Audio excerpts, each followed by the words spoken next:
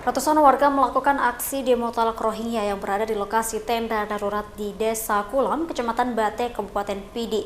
Dalam aksi tersebut, warga meminta UNHCR dan IOM harus bertanggung jawab terkait pengungsi Rohingya. Anu tutra gedanya untuk jangka panjang akan dijajah oleh Aceh kena Aceh. Gedanya bangsa Aceh akan. Beginilah suasana di lokasi penampungan tenda darurat tempat penampungan Rohingya di Desa Kulam, Kecamatan Bate, Kabupaten Pidi. Ratusan warga gelar aksi demo minta warga etnis Rohingya dipindahkan dari desa mereka. Adapun tuntutan masyarakat Pidi dalam aksi demo tersebut meminta kepada pihak UNHCR dan IOM untuk segera memindahkan warga etnis Rohingya dari Kabupaten Pidi. Selain itu, mereka menyebutkan jangan memanfaatkan kebaikan orang Aceh untuk kepentingan politik UNHCR. Menurut pendemo, kedatangan pengungsi etnis Rohingya di Aceh diduga adalah kepentingan UNHCR yang berkedok kemanusiaan.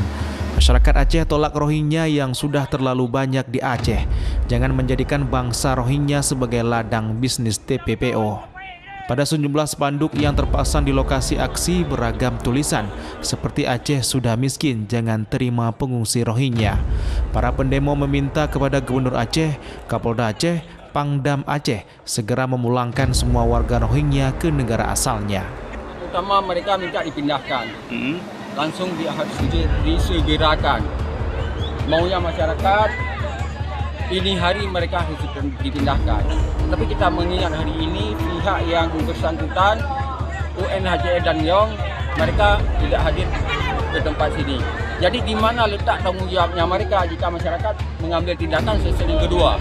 Kita mohon kepada pemerintah ambil sikap tegas untuk menghindar cemburu sosial yang lebih besar lagi di kalangan masyarakat kita. Pantauan di lokasi di Desa Kulam, Kecamatan Bate, Kabupaten Pidi, masa aksi demo tolak Rohingya mendatangi dan berorasi di depan tenda darurat menolak Rohingya di penampungan tenda darurat di desa setempat. Dari Kabupaten Pidi, Jamal Pangwa, iNews melaporkan.